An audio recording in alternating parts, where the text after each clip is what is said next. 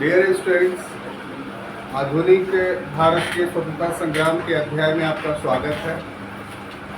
जैसा कि पूर्व में आपको बताया गया है कि हमारा स्वतंत्रता संग्राम कांग्रेस के नेतृत्व में लड़ा गया और कांग्रेस का जो इतिहास है वो 3 चरणों में बटा हुआ है, जिसमें से 2 चरण यानी उदारवादी और उग्रवादी युग का हम लोगों ने अध्ययन किया। अब तीसरे चरण में प्रवेश कर रहे हैं और तीसरे चरण का कुछ टॉपिक्स पूर्व में पढ़ चुके हैं, जैसे गांधी जी का आरंभिक आंदोलन या असहयोग आंदोलन की पूर्व पीठिका। अब आज के क्लास में हमारा विषय है असहयोग आंदोलन नॉन कोऑपरेशन मूवमेंट। यह आंदोलन एक नीति और एक सिद्धांत पर आधारित था और नीति और सिद्धांत कहा जाता था सत्याग्रह। सत्याग्रह को संक्षिप्त रूप से कहा जाए तो सत्य का आग्रह करना ही सत्याग्रह है, और जब सत्य का आग्रह किया जाता है तो वो कभी भी हारता नहीं है। ये गांधी ने दक्षिण अफ्रीका से लेकर के भारत तक इस तथ्य को सिद्ध किया। हाँ, उसमें कुछ समय लगता है, देर होती है, लेकिन जीत अंततः सत्याग्रह की है। ऐसे तो गांधी जी ने सत्याग्रह का प्रयोग भारत में सबसे पहले चंपारण में किया, लेकिन ये सत्याग्रह स्थानीय आधार पर किया गया सत्याग्रह था। राष्ट्रीय स्तर पे जो सत्याग्रह का प्रथम प्रयास हुआ और रॉलेट एक्ट के विरोध में जो आंदोलन चले उसमें हुआ था, और व्यापक पैमाने पे जो सत्याग्रह किया गया वो असहयोग आंदोलन। तो आज का हम लोगों का क्लास पूरी तरीके से नॉन कोऑपरेशन मूवमेंट यानी असहयोग आंदोलन पर केंद्रित है, और इसमें जितनी सारी बातें हैं उन सभी को हम बताएंगे आपको, ताकि असहयोग आंदोलन के परिप्रेक्ष्य में आपका वस्तुनिष्ठ और विषयनिष्ठ दोनों अध्ययन पूरा हो। तो इस टॉपिक का पहला जो विषय है जिसको हम लोग अध्ययन करने जा रहे हैं वो है कारण, कि आखिर असहयोग आंदोलन शुरू क्यों। ठीक है, तो बिंदुवार अध्ययन करते हैं हम लोग। तो काउज में कि असहयोग आंदोलन का कारण क्या था साहब, तो बिंदुवार यदि अध्ययन करेंगे तो सबसे पहला काउज हम लोग देखते हैं प्रथम विश्व युद्ध।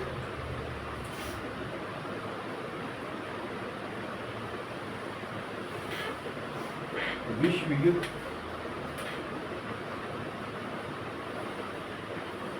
का आर्थिक प्रभाव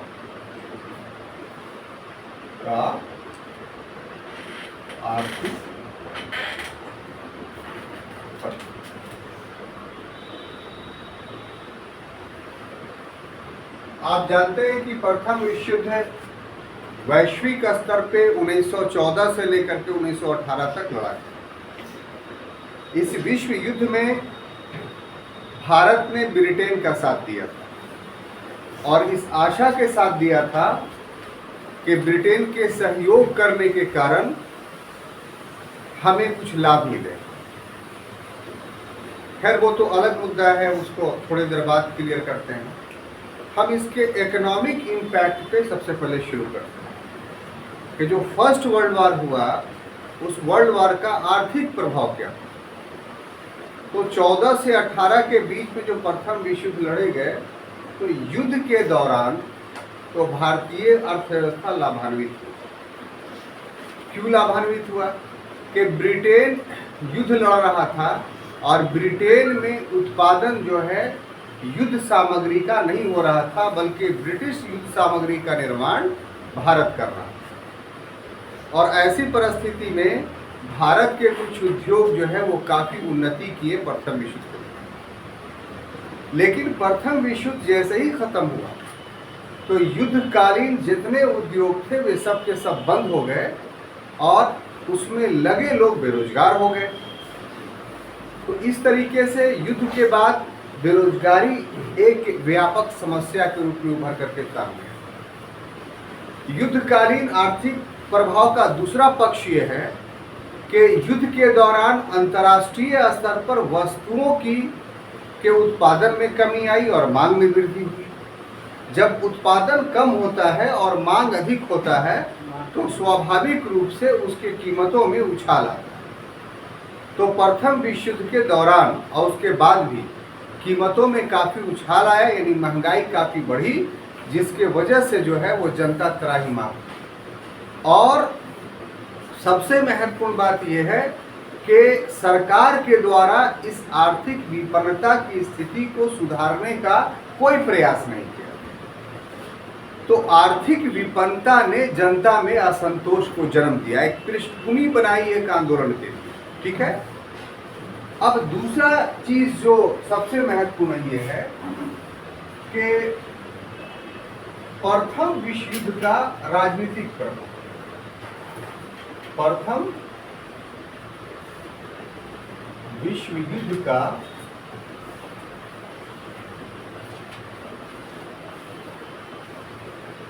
राजनीतिक प्रभाव।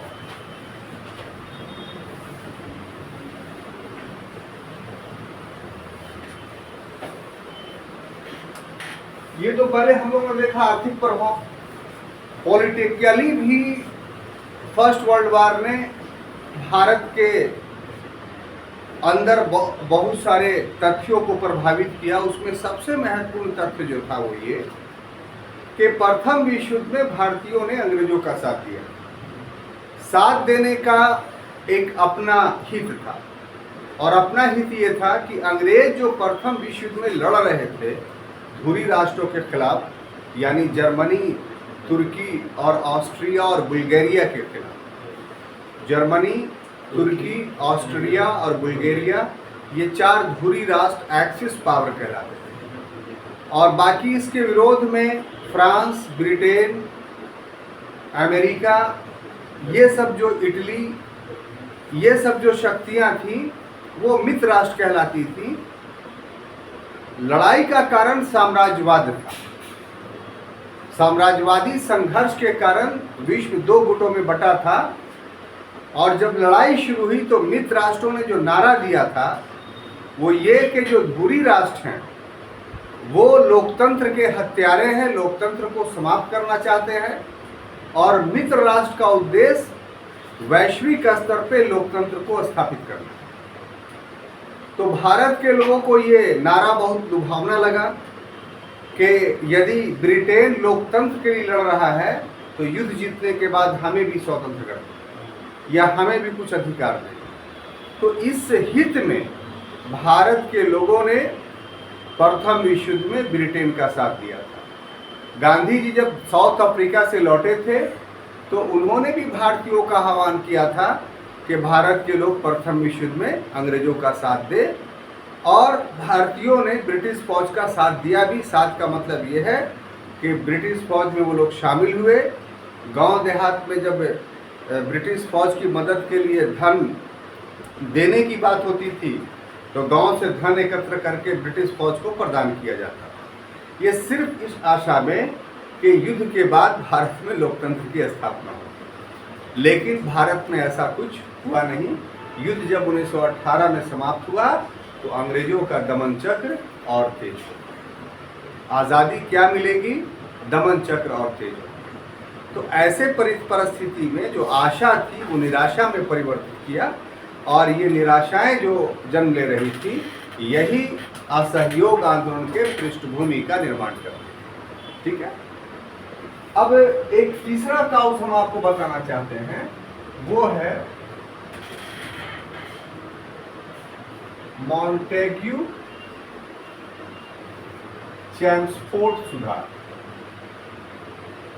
क्या? मॉन्टेग्यू चेम्सफोर्ड सुधार। अब ये क्या है साहब?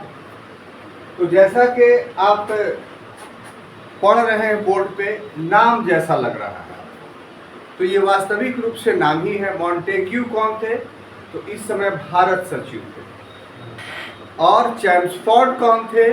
तो वायसराय थे भारत के। ऐसी परिस्थिति में भारत में एनी बेसेंट और बाल गंगाधर तिलक के नेतृत्व में होम रूल लीग आंदोलन 1916 और 17 में चलाया गया।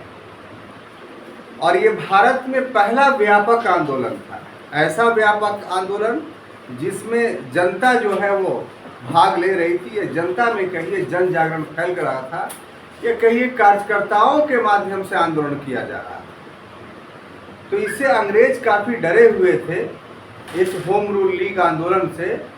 अतः मॉन्टेग्यू चैम्सफोर्ड ने सितंबर 1917 ईस्वी को ये घोषित कर दिया कि भारत को उत्तरदायी शासन का अधिकार दिया जाए। ठीक है, उत्तरदायी शासन का मतलब ये हुआ कि हम तो रहेंगे ही, लेकिन भारतीयों को भी शासन में भागीदार बनाया जाए, जो अभी तक नहीं बनाया गया था। अर्थात विधायिका के चुनाव कराए जाएंगे, उसके बाद भारतीयों को मंत्रालय में स्थान दिया जाएगा, यानी विभाग प्रदान किया जाएगा, शासन में उनकी भागीदारी सुनिश्चित की जाएगी। तो इस आश्वासन से जो मॉन्टेग्यू चैम्सफोर्ड सुधार के पूर्व में दिया गया था, उसका परिणाम ये हुआ था कि तिलक ने और एनी बेसेंट ने सितंबर 1918 के बाद होम रूल लीग आंदोलन की सक्रियता समाप्त कर दी। दूसरी तरफ कह सकते हैं कि बंद कर दिया, इसलिए कि जो मेरी मांग थी स्थानीय आधार पर भारतीयों का शासन में भागीदारी, वो तो मॉन्टेग्यू चैम्सफोर्ड के माध्यम से प्रदान कर दिया गया। अभी युद्ध चल रहा, युद्ध समाप्त होगा तो अंग्रेज सरकार जो है वो हम लोग को अधिराजत्व का अधिकार जो है, शासन में भागीदारी का अधिकार जो है वो दे देगी। लेकिन जब युद्ध समाप्त हुआ और मॉन्टेग्यू चैम्सफोर्ड 1919 में पारित हुआ, जो 1919 के अधिनियम के नाम से भी जाना जाता है, तो जिस प्रकार की शासन व्यवस्था का स्वरूप दिया गया उसमें भारतीयों को ठगा गया, क्योंकि केंद्रीय स्तर पर भारतीयों को कोई अधिकार नहीं दिया गया। जो पूर्व के प्रशासनिक संरचना थी उसी को बहाल रखा गया। प्रांतीय स्तर पर भारतीयों को अधिकार दिया गया, लेकिन उसमें भी एक तकनीक इस्तेमाल किया गया। वो तकनीक था द्वैध शासन डायरेक्ट, यानी पूर्ण रूप से भारतीयों को भारतीय शासन में भागीदारी नहीं दी गई।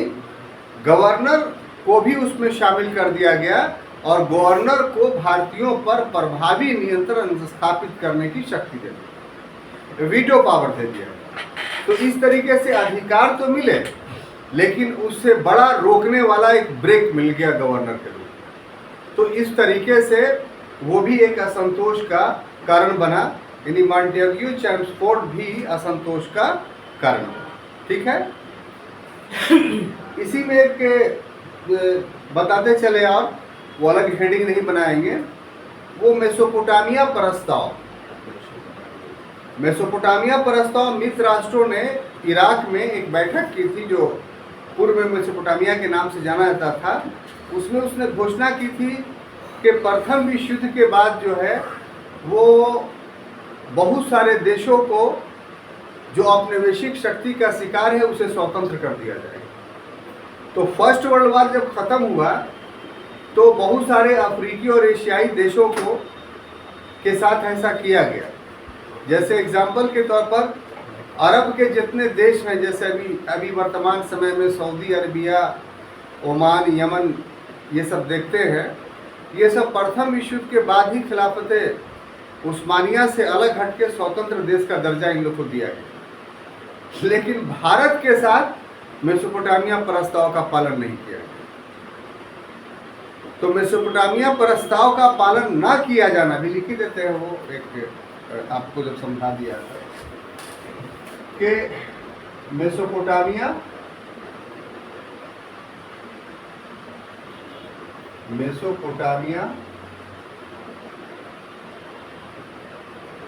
घोषणा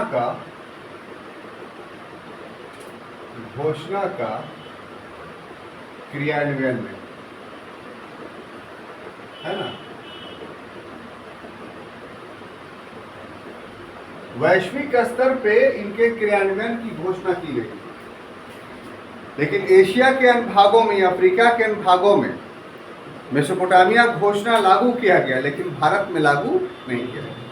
तो स्वाभाविक सी बात है कि इस द्वंद्व नीति से भारतीयों में असंतोष पनपता है ना। अब आगे आइए कि जो 3 घटनाएं हैं जो पूर्व में हम पढ़ा चुके हैं, वो महत्वपूर्ण तात्कालिक रूप से उसको तात्कालिक काउज के रूप में आप रख सकते हैं। और वो 3 घटनाएं कौन कौन है? सबसे पहले है रॉलेट एक्ट, रॉलेट एक्ट। दूसरा है जलियांवाला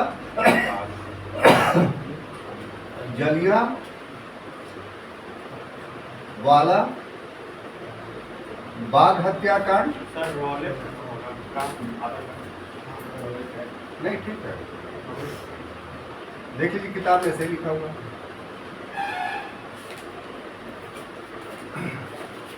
ये दुखों से देखा देखिए। और उसके बाद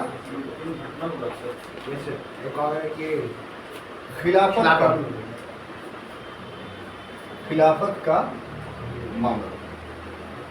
तो चूंकि ये 3 घटना के बारे में अलग से क्लास हो चुका है, बाज़ाब्ते तौर पे 1 घंटे का ले चुके हैं हम, तो इन तीनों का वर्णन हम नहीं कर रहे हैं। ये पहले से ही पूर्व से आप परिचित हैं। तो ये मूल कारण थे जिसके कारण से जो है वो असहयोग आंदोलन शुरू। बात समझ में आई? अब देखिए अगला चीज़ जो एक सिस्टम के तहत पढ़िए, ताकि आपको मेंस में लिखने की ज़रूरत पड़ी तो भी आप लिख लीजिएगा। इससे संबंधित ऑब्जेक्टिव जितने क्वेश्चन आएंगे वो भी आप बना लीजिएगा, है ना। तो अब आइए साहब कि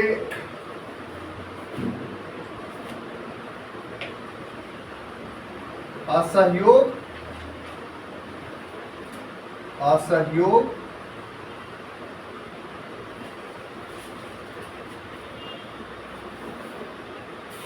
आंदोलन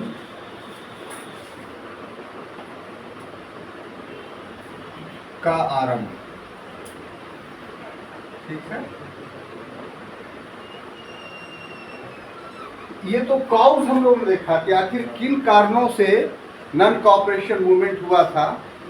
अब हम लोग दूसरी चीज देखने जा रहे हैं इसमें कि आखिर असहयोग आंदोलन आरंभ कैसे हुआ।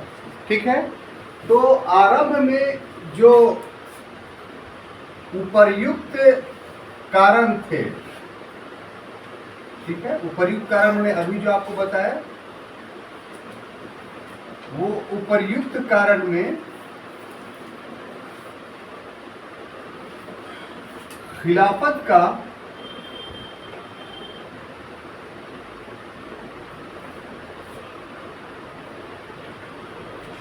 मामला आकर के जुड़ा।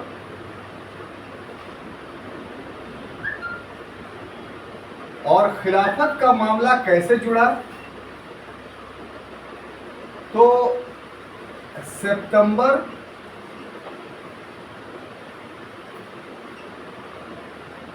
1919 ईस्वी में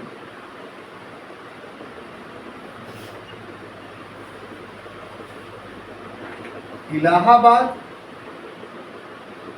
और नवंबर 1919 ईस्वी में दिल्ली में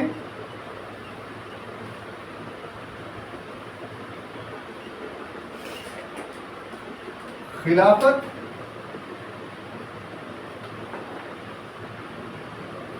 कमेटी की बैठक हुई। ठीक है, तो असहयोग आंदोलन की शुरुआत कैसे हुई, ये एक महत्वपूर्ण मुद्दा है। असहयोग आंदोलन के प्रारंभ में खिलाफत का मामला प्रत्यक्ष रूप से जुड़ा हुआ दिखाई पड़ता है। खिलाफत का मामला प्रत्यक्ष रूप से कैसे दिखाई पड़ता है कि अंतर्राष्ट्रीय स्तर पे मुसलमान तुर्की के शासक को अपना खलीफा मानते थे, और उस समय तुर्की का इस्लामी दुनिया में जो पवित्र स्थान थे उस पर उसका नियंत्रण था। अगर धार्मिक दृष्टिकोण से देखा जाए तो मुसलमानों के पवित्र स्थान 3 हैं। ऐसे वो लोग बहुत सारे स्थानों को पवित्र कहें वो एक अलग बात है, लेकिन धार्मिक पुस्तकों के दृष्टिकोण से अगर देखा जाए, जिसका वर्णन उसकी पवित्रता का इस्लाम धर्म की धार्मिक पुस्तक करती है, वो 3 ही है। एक है खाना काबा, एक है मस्जिद नबवी, और तीसरा है बैतुल मुक़द्दस जो इजराइल है। बैतुल मुक़द्दस मुसलमानों का पहला काबा है। काबा का अर्थ ये हुआ कि जिस ओर मुंह करके वो नमाज पढ़ते, जिसको अरबी भाषा में किबला के नाम से जाना जाता है। तो ये मुसलमानों का बैतुल मुक़द्दस पहला किबला था। और बैतुल मुक़द्दस का सिर्फ यही वैल्यू नहीं है कि पहला किबला था, बल्कि इस्लाम धर्म में एक वाक़या है जिसको मिराज बोलते हैं। मिराज के बारे में कहा यह जाता है कि प्रॉफिट मोहम्मद सल्लल्लाहु अलैहि वसल्लम जो हैं वो वहाँ एक पत्थर है, उस पत्थर पर बुर्राक के जरिया, बुर्राक एक घोड़ा था जो पर लगा हुआ था, उस पर बैठ करके 7वें आसमान में ईश्वर से मिलने गए और वहाँ उनकी मुलाकात हुई थी। और फिर वापस बुर्राक से उसी स्थान पे आए और इस स्थान पे पूर्व के जितने प्रॉफिट थे सभी की नमाज पढ़ाई उन्होंने। तो इस ढंग से ये बैतुल मुक़द्दस काफ़ी जो है वो पवित्र मुसलमानों के निगाह में है। काबा के बारे में आप जानते ही हैं, मस्जिद नबवी के बारे में जानते ही हैं कि वहीं प्रॉफिट सल्लम का जो है कब्र भी। तो अब ये तीनों स्थल तुर्की के कब्जे में था, ये समझने की बात है आप। और यहाँ पर ब्रिटेन एक रणनीति चल रहा था, और वो रणनीति क्या थी कि तुर्की के शक्ति को समाप्त करना। क्योंकि तुर्की एक ऐसा साम्राज्य था जो 19वीं शताब्दी से ही बीमार हो चुका था। आरंभ में ब्रिटेन का नीति तुर्की को बचाए रखना था। हम लोग वर्ल्ड हिस्ट्री में पढ़ेंगे तो 19वीं शताब्दी में का जो मध्य का पीरियड है, उस पीरियड में ब्रिटेन का उद्देश्य तुर्की के साम्राज्य को बचाना था। क्योंकि अगर 1850 में तुर्की का साम्राज्य टूट जाता तो इससे फायदा जो था वो फ्रांस को था। और ब्रिटेन ये नहीं चाहता था कि यूरोप में हमारे तुलना में फ्रांस या जर्मनी शक्तिशाली हो, क्योंकि उसके भारतीय साम्राज्य से खतरा था। तो वो तुर्की के साम्राज्य को बनाए रखना चाहता था। लेकिन वही ब्रिटेन 20वीं शताब्दी का जब समय शुरू होता है तो उसकी नीति परिवर्तित कर जाती है। और क्यों परिवर्तित करती है कि अब उसको इस बात का एहसास हुआ कि तुर्की साम्राज्य ही हमारे लिए सबसे बड़ा खतरा है। इसलिए कि इसका साम्राज्य 3 महादेशों में फैला है और जब तक ये टूटेगा नहीं तब तक हमारा साम्राज्य नहीं बढ़ेगा। तो अपने साम्राज्य को बढ़ाने के लिए तुर्की साम्राज्य का टूटना जरूरी था। अब तुर्की साम्राज्य के तोड़ने के लिए प्रथम विश्व युद्ध लड़ा गया, सेब्र की संधि की गई। तो जब ये चल रहा था घटना, तो भारत में बहुत असंतोष था यहाँ के मुसलमानों कि अगर तुर्की हार गया तो फिर ये 3 पवित्र स्थल तुर्की के हाथ से निकल जाएंगे। तो यहाँ वायसराय से मिला गया।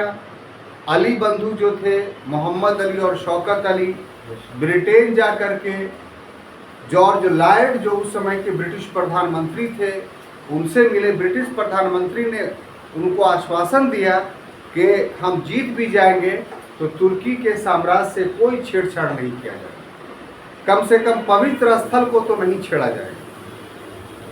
लेकिन जब फर्स्ट वर्ल्ड वार खत्म हुआ और पेरिस के शांति सम्मेलन में तुर्की के साथ सेब्र की संधि की गई तो उसके सारे साम्राज्य तोड़ दिए गए। बैतुल मुक़द्दस में यहूदियों का राज स्थापित कर दिया गया, इनको ला करके बसाया जाने लगा।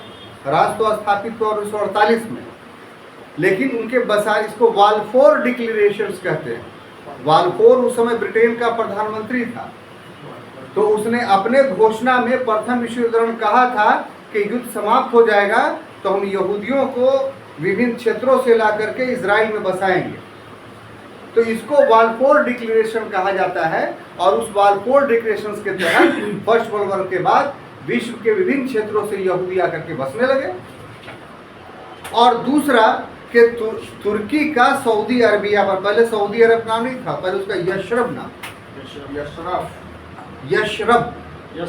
या तलबेशा राब यशरब, ठीक है। लेकिन एक व्यक्ति थे आले सऊद, तो आले सऊद को भड़काया ब्रिटेन ने, देखो तुम अरबी हो, वो अजमी है, माने गैर अरबी है, और वो तुम पर शासन कर रहा है, तुम ही शासक बन जाओ, हम साथ देते हैं। तो आले सऊद ने जो है वो ब्रिटेन से मिलकर के तुर्की के जो वहाँ अधिकारी थे उनको वहाँ से भगा दिया, और इस ढंग से अरब पर भी, यानी ख़ास तौर से जो यशरब था उस पर अधिकार हो गया, और आले सऊद ने अपने नाम पर यशरब का नाम परिवर्तित करके सऊदी अरबिया रखा। तो ये था खिलाफत का मामला। तो इसका मतलब क्या हुआ कि अंग्रेजों ने भारतीय मुसलमान से जो आश्वासन दिया था उस आश्वासन के विरुद्ध काम किया, तो उसकी तीखी प्रतिक्रिया भारतीय मुसलमानों में हुई। अली बंधु यानी मौलाना मोहम्मद अली, मौलाना शौकत अली और अबुल कलाम आज़ाद, हकीम अजमल खां, मुख्तार अहमद अंसारी, ये सब प्रोमिनेंट लीडर थे मुसलमानों के, जिन्होंने बैठक की सितंबर 1919 में इलाहाबाद, और इस इलाहाबाद के अधिवेशन में जो बैठक हुई उसमें कांग्रेस के नेताओं ने यह आश्वासन दिया कि हम आपका इस आंदोलन में साथ देंगे, और इससे उत्साहित होकर के नवंबर 1919 में दिल्ली में जो बैठक हुई तो उसमें सभी कांग्रेसी नेताओं को, महत्वपूर्ण कांग्रेसी नेताओं को, जैसे महात्मा गांधी हो गए या लाला लाजपत राय हो गए या मदन मोहन मालवीय, जो मदन मोहन मालवीय वास्तव में विश्व हिंदू परिषद के भी थे, तो इन सभी को आमंत्रित किया गया और ये सब लोग दिल्ली की बैठक में शामिल हुए। बल्कि अध्यक्षता गांधी जी ने की खिलाफत कमेटी के दिल्ली बैठक का, और इसमें एक रणनीति के तहत कांग्रेस ने खिलाफत आंदोलन का साथ दे दिया, और इस तरीके से असहयोग और खिलाफत आंदोलन एक हो गया। तो बहुत सारे किताबों में आप देखिएगा कि सिर्फ असहयोग आंदोलन लिखा हुआ नहीं मिलेगा, असहयोग खिलाफत आंदोलन लिखा हुआ मिलेगा। और 20 से लेकर 22 तक जो भी घटनाएं घटी या आंदोलन हुआ, इन सबों में देश को स्वराज देने का और तुर्की के खिलाफत को बहाल करने का दोनों मांग शामिल था। बात समझ में आ गई। अब यहाँ पर एक बात और है, बताते हुए आगे बढ़े कि आखिर कांग्रेस ने, या दूसरे शब्द में कहिए हिंदुओं ने, खिलाफत आंदोलन को क्यों साथ दिया। तो इसका सीधा सा जवाब था कि सर सैयद अहमद खान ने जो हिंदुओं और मुसलमानों के बीच में फूट डाली थी, उसको बहुत हद तक मौलाना अबुल कलाम आज़ाद ने अल हिलाल और अल बिलाग के माध्यम से समाप्त करने का प्रयास किया था। लेकिन इसके बावजूद भी कुछ दूरियां रह गई थी, और हिंदू और मुसलमानों के बीच एक अटूट एकता स्थापित करने का खिलाफत एक सुअवसर था। क्योंकि जो सबसे ज़्यादा जिस समस्या से पीड़ित हो, अगर उस समस्या में उसका साथ दे दीजिएगा तो वो व्यक्ति आपका अभिन्न मित्र बन जाएगा। मानवीय व्यवहार के इस मनोविज्ञान का गांधी जी ने खूब लाभ उठाया, और असहयोग आंदोलन के माध्यम से खिलाफत का साथ दे करके हिंदू मुस्लिम एकता की एक ऐसी मिसाल कायम की जो आज़ादी के समय तक बना रहा, कुछ अपवादों को छोड़कर। क्लियर। तो ये चीज़ें हैं जो मैंने यहाँ से कही है कि शुरुआत की। अब देखिए एक डेट है 1 अगस्त, क्या चीज? 1 अगस्त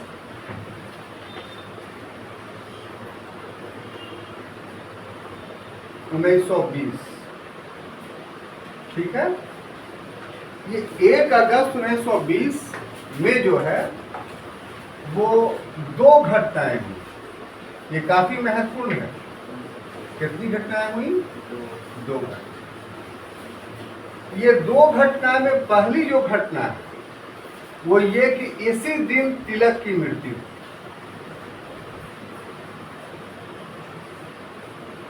बीमार चल रहे थे, ठीक है, तो इत्तेफाक कह लीजिए कि इस दिन मृत्यु हुई और पहले से घोषित था कि इसी दिन से असहयोग आंदोलन शुरू होगा।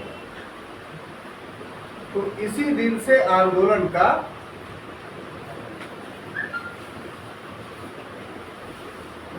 आरंभ हुआ, यानी शोक सभा, तिलक के मृत्यु पर शोक सभा आयोजित की गई और वह शोक सभा और आंदोलन का आरंभ दोनों एक ही था, संध्या को किया गया।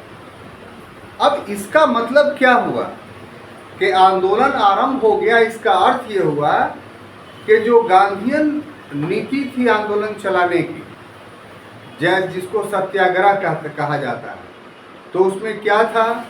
धरना देना, प्रदर्शन करना, प्रभात फेरी निकालना, यही सब ना टॉपिक थे। तो वो सब 1 अगस्त से शुरू हो गया, लेकिन कांग्रेस ने अभी स्वीकृति नहीं दी। इतना बात ध्यान रखिए। आंदोलन आरंभ 1 अगस्त 1920 को हो गया था मिश्रा जी, लेकिन कांग्रेस ने अभी स्वीकृति नहीं दी थी, या ऐसे भी आप कह सकते हैं कि कांग्रेस से स्वीकृति अभी नहीं ली गई, दोनों बात। तो पुस्तक में ये चीज़ जो है स्पष्ट नहीं जगह जगह पर किया गया है, तो आप क्लास में इसको स्पष्ट कर लें कि असहयोग आंदोलन आरंभ कर दिया गया पहले और कांग्रेस से स्वीकृति ली गई बाद में। और ऐसा इसलिए हुआ कि इस असहयोग आंदोलन के साथ खिलाफत आंदोलन जुड़ा हुआ, ठीक है। तो अब इस परिवेश में हुआ ये कि एक और 2 तिथि याद रखना होगा आपको। सितंबर 1920, क्या चीज? सितंबर 1920 ये विशेष अधिवेशन हुआ। आप समझ गए होंगे कांग्रेस का विशेष अधिवेशन। और दिसंबर हम लिख के देंगे, भलाइए। और दिसंबर 1920 में कांग्रेस का वार्षिक अधिवेशन हुआ। क्या? वार्षिक, दोनों का एरो देकर के हम लिख देते हैं अधिवेशन। क्लियर हो गया? अधिवेशन हुआ, कोई कंफ्यूजन नहीं। और इसकी अध्यक्षता जो की वो लाला लाजपत राय ने किया। किसने किया? लाला लाजपत राय, विशेष वाले का। हाँ, और ये कहाँ हुआ? तो कलकत्ता में हुआ। ये सब ऑब्जेक्टिवली काफी महत्वपूर्ण है। सब्जेक्टिवली पूछाइएगा तो आपका आंसर प्रभावशाली माना जाएगा। और ये दूसरा जो वार्षिक अधिवेशन था, इसकी अध्यक्षता किसने की थी? वीर राघवाचारी। किसने? वीर राघवाचारी ने किया था। और ये कहाँ हुआ था? तो नागपुर में हुआ था। इसको समझना काफी जरूरी है, क्योंकि इसमें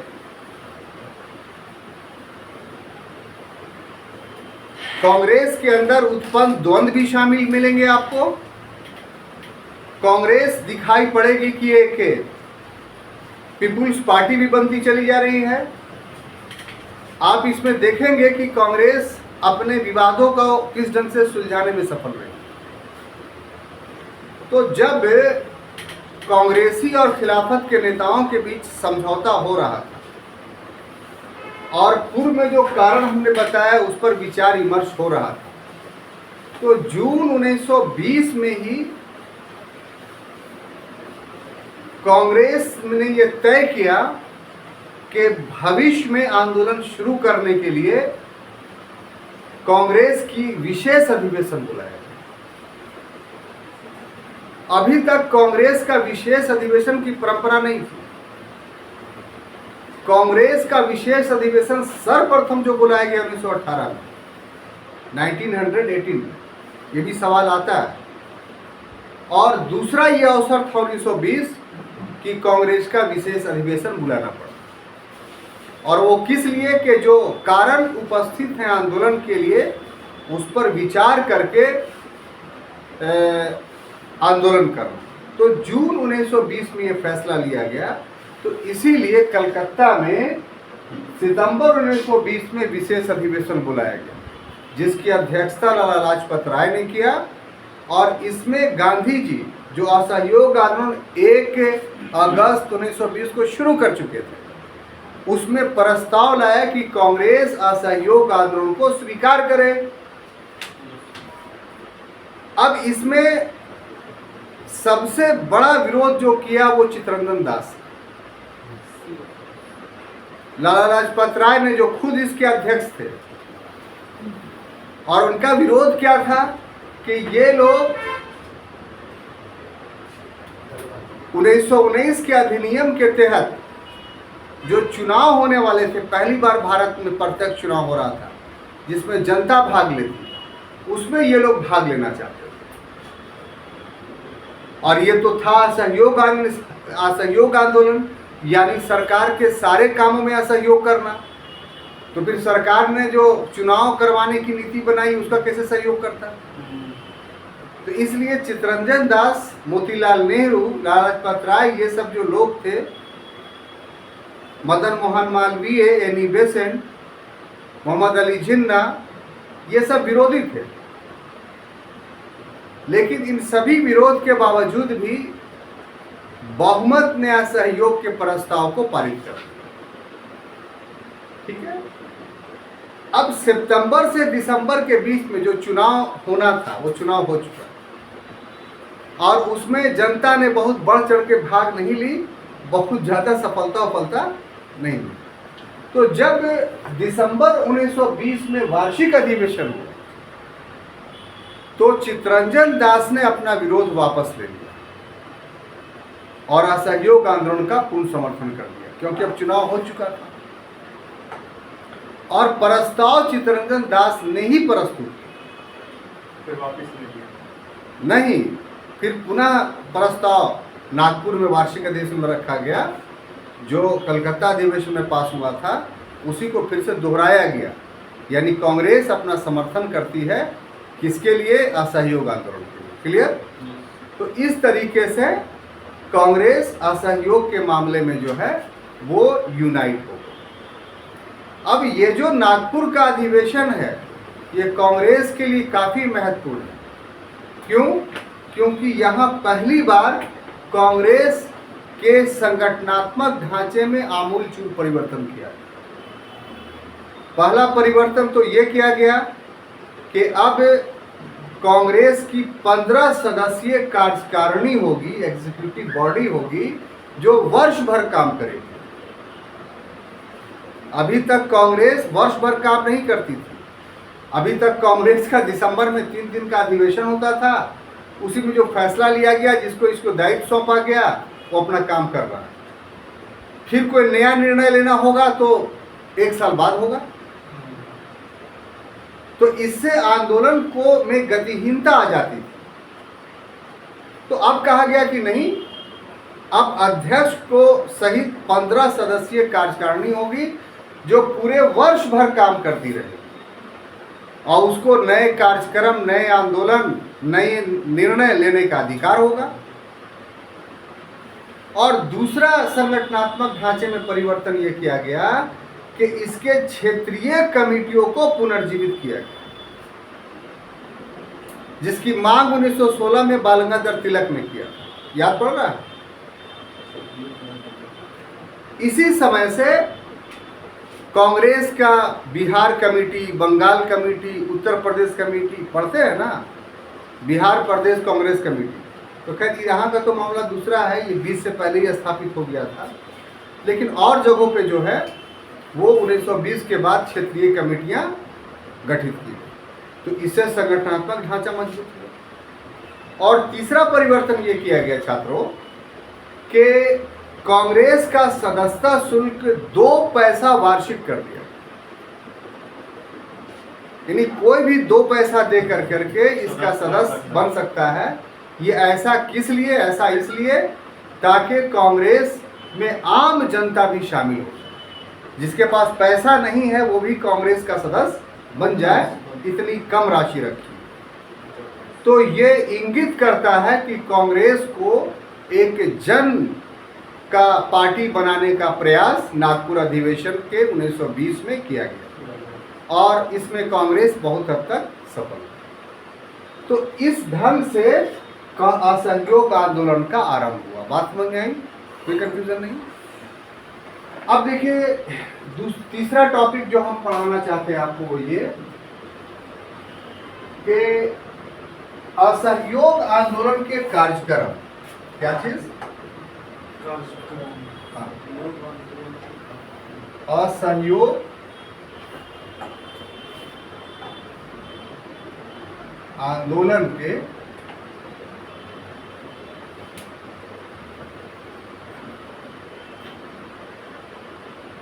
कार्यक्रम।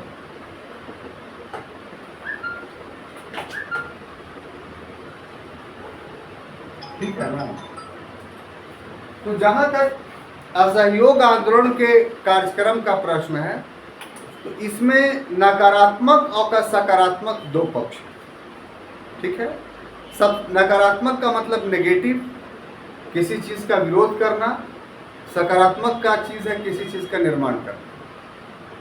यहाँ पर आंदोलन में सकारात्मकता और नकारात्मकता का ये अर्थ है।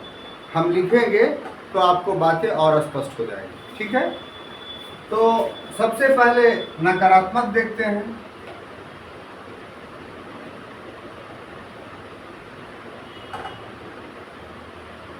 तो नकारात्मक में जो चीजें शामिल थी वो सरकारी समारोहों का बहिष्कार। क्या? सरकारी समारोहों का बहिष्कार।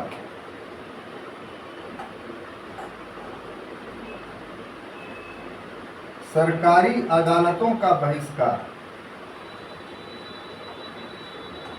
सरकारी अदालतों का बहिष्कार।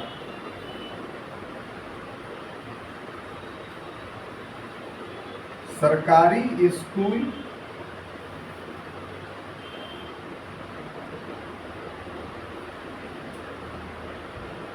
कॉलेज का बहिष्कार। है ना? ये सब क्या थे? नकारात्मक बात था। उसके बाद विदेशी वस्तुओं का बहिष्कार। जो भी बाहर से सामान आ रहा है उसका बहिष्कार, वस्तुओं का बहिष्कार। ये चूंकि बहिष्कार का मामला था, इसलिए ये एक नकारात्मक पक्ष था, नेगेटिव था, रोका जा रहा था। लेकिन इस आंदोलन के सकारात्मक पक्ष भी थे। इस आंदोलन के सकारात्मक पक्ष भी थे।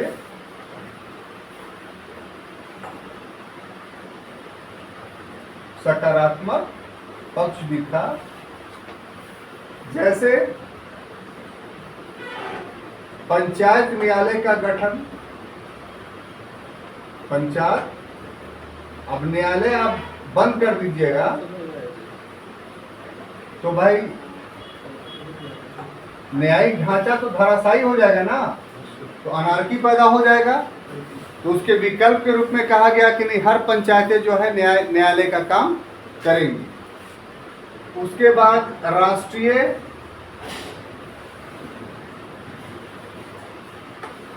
स्कूल कॉलेज का निर्माण।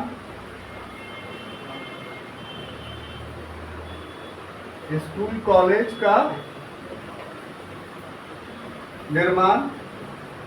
अब बच्चे नहीं पढ़ेंगे सरकारी स्कूल में तो उनकी पढ़ाई खत्म हो जाएगी, तो ये तो सही बात नहीं होगा। तो इसीलिए राष्ट्रीय स्कूल और कॉलेज बने, है ना। और उसके बाद चरखा बांटना। अब विदेशी वस्तुओं में सबसे ज्यादा तो कपड़े थे, तो अब विदेशी कपड़ा नहीं पहनेगा तो फिर नंगा हो जाएगा आदमी, तो इसीलिए चरखा बांटो, अपना कपड़ा पहनो।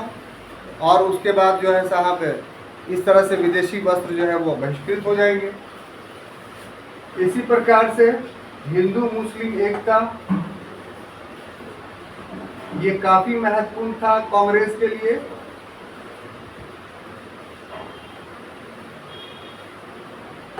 ठीक है। इसके साथ ही साथ राष्ट्रीय आंदोलन में जो बाधक तत्व था, हरिजनों के साथ अत्याचार, तो सकारात्मक पक्ष में हरिजनोत्थान भी शामिल कर दिया।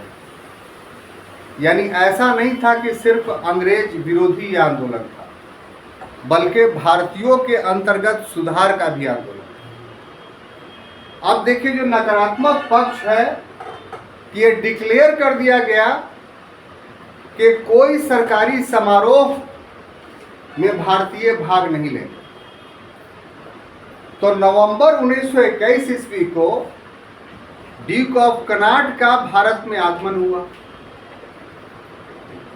नतीजा क्या हुआ कि बॉम्बे में जैसे ही वो पहुंचे, हड़ताल का सामना करना पड़ा, बंद का सामना करना पड़ा। सारे लोगों ने जो है वो बंद कर दिया, अपनी दुकानें, रोड पर चलना बंद कर दिया। ये तो अपमान था ड्यूक ऑफ कनाट का।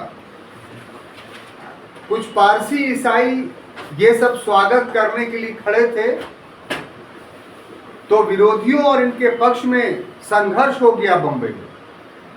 और ये संघर्ष 3 दिनों तक चला। कितने दिनों तक? 3 दिनों तक। गांधी जी भी इस समय वहां उपस्थित थे। अंत में गांधी जी ने अनशन करना शुरू किया, तब जो है ये संघर्ष जो है वो खत्म हुआ। और इस संघर्ष को दबाने में पुलिस को गोली चलानी पड़ी और उसमें 58 लोग मारे गए, 58। लेकिन इस घटना के बाद गांधी ने असहयोग आंदोलन को वापस नहीं लिया, इतना याद रखिएगा। आपसे प्रश्न पूछा जाएगा कि चौरा चौरी के बाद वापस ले लिया, लेकिन बंबई के घटना के बाद क्यों नहीं वापस लिया? तो इसका जवाब ये होगा कि बंबई की घटना भारतीयों ने नहीं किया था, बंबई की घटना अंग्रेज पुलिस ने किया। हिंसा के लिए आंदोलनकारी उत्तरदायी नहीं थे, हिंसा के लिए ब्रिटिश पुलिस उत्तरदायी। खैर चलिए, ये तो एक एग्जाम्पल्स दिया हमने कि हर सरकारी समारोह का बहिष्कार करने का निर्णय लिया। उसी में ड्यूक ऑफ कनाट का भी बहिष्कार का, सॉरी वीडियो का, प्रिंस ऑफ वेल्स, गलत बोल रहे हैं हम, नहीं, प्रिंस ऑफ वेल्स का आगमन हुआ था नवंबर 1921 में, और उसमें ये घटना घटी थी। क्लियर? इसी प्रकार से देखिए, तो सरकारती अदालतों का बहिष्कार। तो अदालतों का बहिष्कार का मतलब क्या हुआ कि जो कोर्ट्स थे उसमें हम अपना न्याय करने के लिए नहीं ले जाएंगे। और इसका सबसे बड़ा सटीक क्रियात्मक पक्ष ये था कि जो बड़े बड़े वकील थे, जैसे राजेंद्र प्रसाद पटना हाई कोर्ट में थे, अपनी वकालत छोड़ दी। जवाहरलाल नेहरू इलाहाबाद हाई कोर्ट में थे, उन्होंने अपनी वकालत छोड़ दी। चित्तरंजन दास कलकत्ता हाई कोर्ट में थे, उसने अपनी वकालत छोड़ दी। अरुणा आसिफ अली दिल्ली में थी, उन्होंने अपनी वकालत छोड़ दी। लाला लाजपत राय पंजाब में वकालत करते थे हाई कोर्ट में, उन्होंने अपनी वकालत छोड़ दी। चिदम्बरम पिल्लई जो मद्रास में थे, उन्होंने अपनी वकालत छोड़ दी। तो जो नेता जहां वकालत कर रहा था, उन्होंने वकालत छोड़ दी। तो इस तरीके से कोर्ट का बहिष्कार हुआ।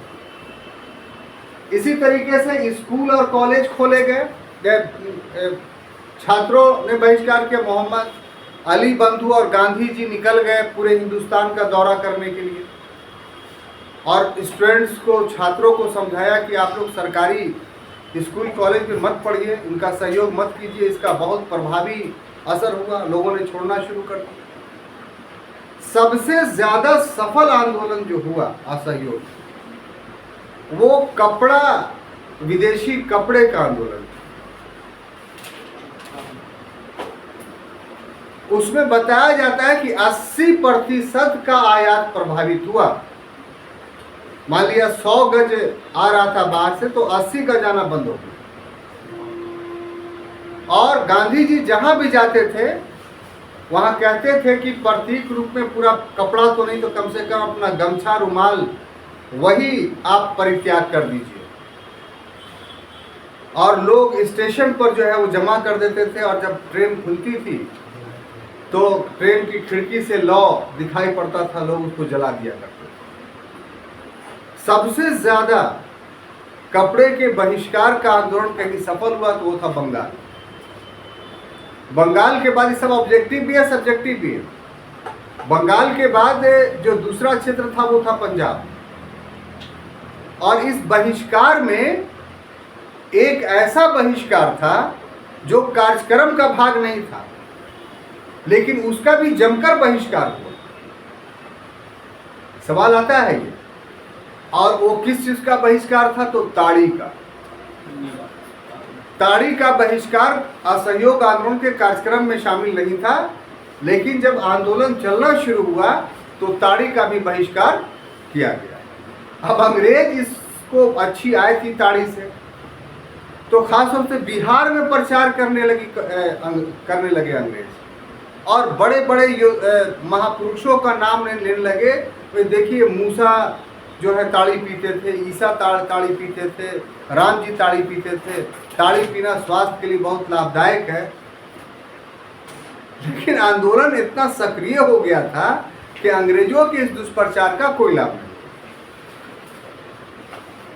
अब देखिए साहब, ये तो सिर्फ नकारात्मक बातें हुई। सकारात्मक में क्या था कि पंचायत न्यायालयों का गठन हुआ, और जितना समय सरकारी न्यायालयों में लगता था सही आंदोलन से कम समय में बहुत सारे मामले निष्पादित कर दिए। 800 स्कूल खोले गए उस पीरियड में, और बहुत सारे कॉलेज खोले गए। जैसे जामिया मिलिया का नाम आप सुनते हैं। जामिया मिलिया इस्लामिया क्यों खोला गया पता है आपको? ये अलीगढ़ मुस्लिम विश्वविद्यालय के विरोध में खोला गया था, क्योंकि अलीगढ़ मुस्लिम विश्वविद्यालय की स्थापना में ब्रिटिशों का बहुत योगदान था, और ये सर सैयद अहमद खां के द्वारा स्थापित विश्वविद्यालय था, और इसमें ब्रिटिश विरोधी नीति नहीं बनती थी, बल्कि ब्रिटिश समर्थक नीति बनती थी। इसलिए अली बंधुओं ने अलीगढ़ में उसके पैरेलल जामिया मिलिया इस्लामिया की स्थापना 1920 में की। बाद में चल के प्रशासनिक कारणों से वही जामिया मिलिया इस्लामिया जाकिर हुसैन ने दिल्ली में स्थापित कर दिया। ये बहुत कम लोग जानते हैं कि जामिया की स्थापना अलीगढ़ के विरोध में किया गया। जानते थे आप पहले इसके? तो ये बातें हुई। इसी प्रकार से बिहार विद्यापीठ बिहार में खुला हायर एजुकेशन के लिए। इंजीनियरिंग की पढ़ाई होती है ब्रजकिशोर प्रसाद के नेतृत्व में। आज भी पटना में इसके जो बिल्डिंग्स हैं वो सुरक्षित हैं, मेरे ख्याल से आप नहीं देखे होंगे। ये आपका हिस्टोरिकल मॉन्यूमेंट्स है, कभी देखा कीजिए। दीघा एक जगह है, माने जो पटना स्टेशन से जाइएगा दानापुर की तरफ, तो कांग्रेस का मुख्यालय सदाकत आश्रम, उसी से कुछ दूर पर बढ़िएगा आगे तो आपको बिहार विद्यापीठ का बोर्ड आज भी मिल जाएगा। वो बिल्डिंग आज भी, वो उसी समय बनी, ये तो बंद है। काशी विद्यापीठ ये चालू है जो वाराणसी में है। गुजरात विद्यापीठ वो भी चालू है, वो गुजरात में है। तो हायर एजुकेशन, पटना कॉलेज इसी समय बना। इसके अलावा नेशनल कॉलेज कलकत्ता इसी समय बना। तो उच्च स्तरों पर अध्ययन के लिए भी इस दौर में कॉलेज और स्कूल खोले गए। तो ये नहीं कि सिर्फ जनता को नकारात्मकता की तरफ ले जाना या जनता को अच्छे कामों से छोड़कर बुरे कामों में लगा देना, ये आंदोलन का उद्देश्य है। आंदोलन में छुड़वाने के बाद उसका एक समान स्तरीय व्यवस्था दी कि जनता को नुकसान नहीं हो, इसलिए आंदोलन का एक तथ्य स्थापित हो गया कि वही आंदोलन सफल होता है, ये लोग जुड़ते हैं ज़्यादा जिसमें उनको कम हानि की आशंका होती है। अब गांधी को देखिए दक्षिण अफ्रीका में क्या कर रहे थे, तो फिनिक्स फॉर्म बनाया, टॉलस्टॉय आश्रम बनाया, किस लिए? तो आंदोलनकारियों को राहत देने के लिए, पुनर्स्थापित करने के लिए। इंडिया में आए तो साबरमती आश्रम बनाया, वो अकेले थोड़ी रहते थे। दक्षिण अफ्रीका से जितने लोग वापस आए थे उन सबको वहां आश्रय दिया। तभी गांधी के साथ हमेशा व्यक्ति जो है जुड़े रहते थे। अर्थव्यवस्था के समाधान का प्रयास गांधी करते थे आंदोलन के साथ। वही चीज हम लोग को असहयोग आंदोलन के क्रम में देखने को मिलता है। और चरखा बांटा गया इकोनॉमिक को करने के लिए। हिंदू मुस्लिम एकता अगर यह स्थापित नहीं थी तो अंग्रेज तो इसी विभाजन के कारण इतने दिन से शासन कर रहे थे। तो उनके मूल शक्ति को तोड़ना था हिंदू मुस्लिम एकता स्थापित करके। साथ ही हिंदुओं के बीच में जो विभाजन था यह भी एक बहुत बड़ा काउज था असफलता का राष्ट्रीय आंदोलन का। तो उन्होंने हरिजन उत्थान भी चला। लेकिन इन सब के बावजूद छात्रों, अंत में कोई भी चीज चिरस्थायी नहीं होता है, हर का अंत होता है। तो असहयोग आंदोलन भी इस नियम का अपवाद नहीं, और इसका भी समापन हुआ। वो समापन कैसे हुआ? तो असहयोग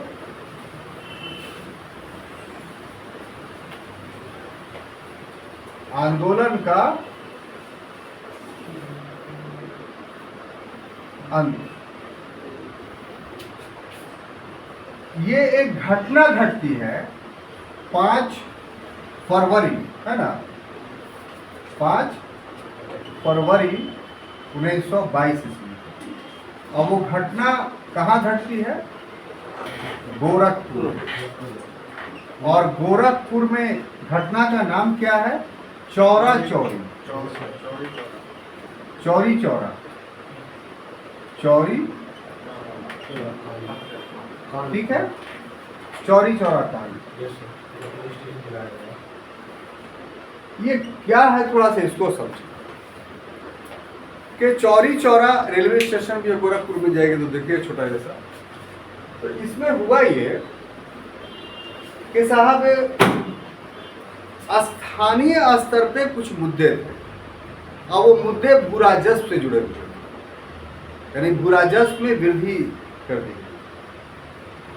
यहाँ पर ये बताते चले कि गांधी जी ने जो असहयोग आंदोलन का कार्यक्रम निर्धारित किया, उसमें एक कार्यक्रम भविष्य के लिए छोड़ दिया कि अभी घोषित हम नहीं कर रहे हैं, आंदोलन जब चलने लगेगा तो बाद में हम घोषित करेंगे। और वो आंदोलन, वो विषय कौन सा था? तो करबंदी आंदोलन, टैक्स नहीं देने का। तो गांधी जी बारदोली में ये घोषणा किया कि 12 फरवरी से इसकी घोषणा हम करेंगे कि करबंदी आंदोलन भी किया जाए। ऐसी परिस्थिति में जब टैक्स बढ़ा दिया गया चौरी चौरा, तो वहाँ एक रिटायर्ड मिलिट्री थे जिनका नाम था भगवान अहीर। क्या नाम था? तो उनके नेतृत्व में चौरी चौरा में असहयोग कार्यकर्ता और खिलाफत कार्यकर्ता मिलकर के मार्च कर रहे हैं, और पुलिस ने जो है गोली चालन कर दिया जिसमें एक व्यक्ति मारा गया। अब इससे भीड़ उग्र हो गई और थाने पर आक्रमण कर दिया और आग लगा दी। इस आग में थानेदार सहित 22 लोग जिंदा जल गए। जो लोग बाहर निकलते थे पुलिस उसको भी उठा करके फेंक दिया। ऐसी परिस्थिति में जो है गांधी जी के नीति पर प्रभाव पड़ गया कि ये तो हिंसा है और आंदोलनकारियों द्वारा हिंसा है। और हिंसा जहां होगी तो आंदोलन सफल असफल हो जाएगा। हालांकि फौरन निर्णय नहीं लिया, बहुत मंथन हुआ। मंथन के बाद 12 फरवरी 1922 ईस्वी को गांधी जी ने जो है असहयोग आंदोलन को वापस लेने की घोषणा कर दी। इस प्रकार से आंदोलन समाप्त हो गया। इस पर विभिन्न नेताओं ने अलग अलग टिप्पणी की है। उस टिप्पणी को यहाँ पर हम नहीं एक्सप्लेन करना चाहते हैं, क्योंकि हमको गांधी जी की नीति से संबंधित एक अलग क्लास आपको लेंगे, जिसका टॉपिक होगा संघर्ष विराम संघर्ष। ठीक है, स्ट्रगल रेस्ट स्ट्रगल। तो उस समय हम इस मुद्दे को उठाएंगे तो ज़्यादा बेहतर होगा। तो हम समझते हैं कि असहयोग आंदोलन पूरी तरीके से आप सब समझने में सफल रहे। अगले क्लास में हम जब मिलेंगे तो एक दूसरे विषय के साथ, तब तक के लिए हमें अनुमति दीजिए। धन्यवाद।